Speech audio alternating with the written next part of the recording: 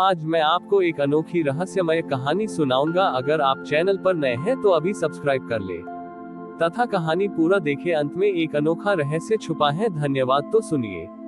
एक गांव था जिसका नाम था रूपरेखा। ये गांव अपनी जातिगत पहचान और सामाजिक मर्यादाओं को लेकर बहुत कठोर था। यहाँ के लोग अपनी पहचान और पद के अनुसार ही पूजा पाठ करते थे। गांव में श्रेष्ठ कुमार नाम का एक धनवान और उच्च जाति का व्यक्ति रहता था। वो हर वर्ष छठ का व्रत रखता था, पर उसे हमेशा ये चिंता रहती थी कि कहीं उसकी पूजा में कोई छोटी सी भी त्रुटि न हो जाए जो उसकी उच्च पहचान पर दाग लगा दे। वह अपनी हर क्रिया को अत्यंत सावधानी से करता था। उसी गांव में एक बेहद गरीब और अछूत मानी जाने वाली बस्ती थी, जहां अमीरा नाम की एक महिला रहती थी। अमीरा का जीवन संघर्ष और तिरस्कार से भरा था। उसे छठ पर्व का व्रत करने की तीव्र इच्छा थी, पर उसे मालूम था कि रूपरेखा गांव के मुख्य घाट पर उसे प्रवेश भी नहीं मिलेगा। अमीरा ने एक दुखी होकर एक साहसी निर्णय लिया। उसने अपनी पहचान को छिपाने के लिए अच्छे वस्त्र पहने और एक अजनबी व्रती का भेष धारण कर लिया, ताकि वह बिना किसी रोक टोक के मुख्य घाट पर जा सके। छठ पर्व का समय आया। श्रेष्ठ कुमार अपनी भव्य तैयारी और शुद्धता के अहंकार में लीन थे।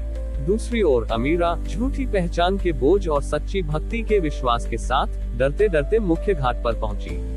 संध्या अर्घ्य के दिन अमीरा और श्रेष्ठ कुमार आसपास ही जल में खड़े थे। श्रेष्ठ कुमार बार बार अपने वस्त्रों को देखते और अपने प्रसाद की शुद्धता की जांच करते। अमीरा अपने झूठे भेष के बावजूद शुद्धतम भक्ति में लीन थी। उसकी आंखों में केवल सूर्य का प्रकाश था। अर्घ्य का समय आया। श्रेष्ठ कुमार ने अपना महंगा प्रसाद सूर्य को अर्पित किया, लेकिन जैसे ही उन्होंने अर्घ्य दिया, उनका प्रसाद पानी में गिर गया और कीचड़ में समा गया। श्रेष्ठ कुमार शर्म और क्रोध से भर गए।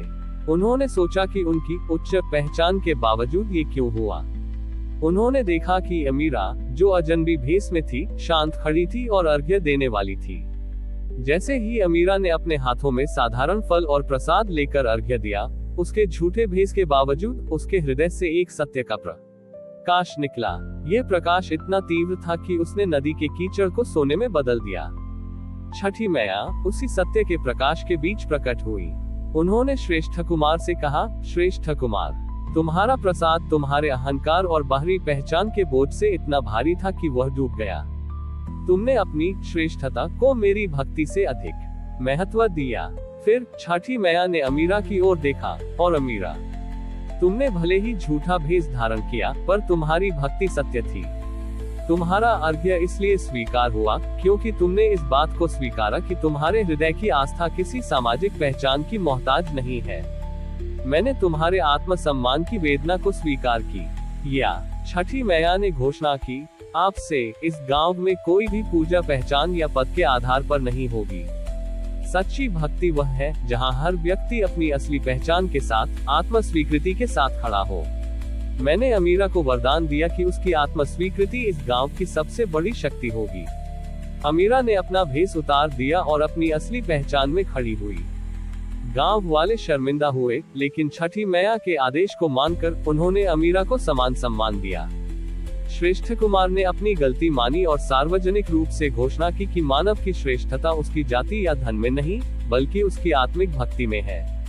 रूपरेखा की कथा हमें सिखाती है कि छठ पर्व हमें अपनी बाहरी पहचान, सामाजिक भेदों और अहंकार को त्याग कर अपनी असली आत्मा और आत्म सम्मान के साथ ईश्वर के सामने खड़े होना सिखाता है। सच्ची भक्ति वह है जो भेदभाव की दीवारों को तोड़कर आत्म स्वीकृति का प्रकाश फैलाती है। अमीरा की सत्यनिष्ठा और छठी मैया के आदेश ने रूपरेखा गांव की सदियों पुरानी सामाजिक रूढ़ियों को तोड़ दिया। श्रेष्ठ कुमार का अहंकार ध्वस्त हो चुका था और उन्होंने अपनी सारी संपत्ति का उपयोग अमीरा की बस्ती में शिक्षा और स्वास्थ्य सुविधाएं लाने में किया। अमीरा अब आत्मसम्मान की देवी के रूप में पूजी जाती थी, लेकिन उसने गांव की सेवा करने का व्रत लिया। गांव में अब भी एक बड़ी चुनौती थी, भेदभाव की मानसिकता। बाहरी रूप से तो बदलाव आ गया था, पर लोगों के मन में पुरानी आदतें और तिरस्कार की भावना अभी भी बाकी थी। आत्म स्वीकृति का सिद्धांत केवल एक घटना नहीं, बल्कि एक जीवन शैली बनना था। अगले वर्ष की छठ आने से पहले श्रेष्ठ कुमार और अमीरा ने मिलकर एक समरसता छठ संकल्प की शुरुआत की। उन्होंने ये सुनिश्चित किया कि हर घर में ये संदेश जाए, सच्ची भक्ति तभी होगी जब मन से भी हर प्रकार का भेद मिट जाए। श्रेष्ठ कुमार ने सार्वजनिक रूप से घोषणा की, इस बार छठ पर मेरा अर्घ्य तभी स्वीकार होगा जब मैं निम्नतम समझे जाने वाले कार्य को विनम्रता से करूंगा। अमीरा ने भी घोषणा की, मेरा अर्घ्य तभी पूर्ण होगा जब मैं अपने जीवन में सबसे अधिक तिरस्कार करने वाले व्यक्ति को सम्मान से गले लगाऊंगी। संध्या अर्घ्य का दिन आया। श्रेष्ठ कुमार का आत्म शुद्धि का कार्य। श्रेष्ठ कुमार ने अपने सभी सेवक हटा दिए और स्वयं अपने हाथों से गांव के सबसे उपेक्षित और गंदे घाट की सफाई की। उन्होंने उस कीचड़ को, जिसने उनके प्रसाद को डुबोया था, अपने हाथों से साफ किया। यह अहंकार और अभिमान के मैल को धोने जैसा था। अमीरा का करुणा का कार्य। अमीरा ने पूरे साहस के साथ गांव के सबसे पुराने और रूढ़िवादी बुजुर्ग दंडधारी के पास गई, जिसने वर्षों तक उसका और उसकी बस्ती का तिरस्कार किया था। अमीरा ने दंडधारी के चरणों को छुआ और कहा, बाबा, मैंने आपको माफ कर दिया है। छठ पर्व पर मेरी खुशी यही है कि मैं आपको सम्मान से गले लगाऊं। दंडधारी का हृदय पहली बार करुणा से भर गया। उन्होंने फूट फूट कर रोते हुए अमीरा को गले लगा लिया। जब सूर्य अस्ताचल की ओर झुके तो श्रेष्ठ कुमार और अमीरा दोनों उस शुद्ध किए गए घाट पर एक साथ जल में खड़े थे।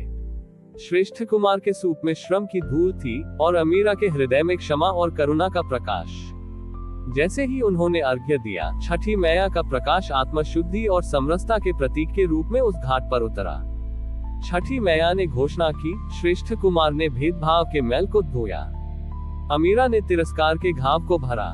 तुम दोनों ने सिद्ध किया कि सच्ची भक्ति का मार्ग केवल पूजा से नहीं, बल्कि प्रायश्चित और करुणा से खुलता है।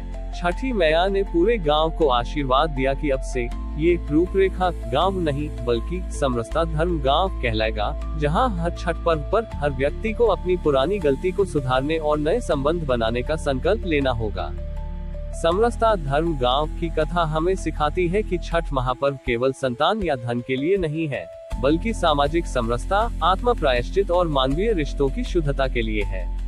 ये हमें सिखाता है कि सबसे बड़ा धार्मिक कार्य हर मनुष्य को समान सम्मान और आत्म स्वीकृति का अधिकार देना है।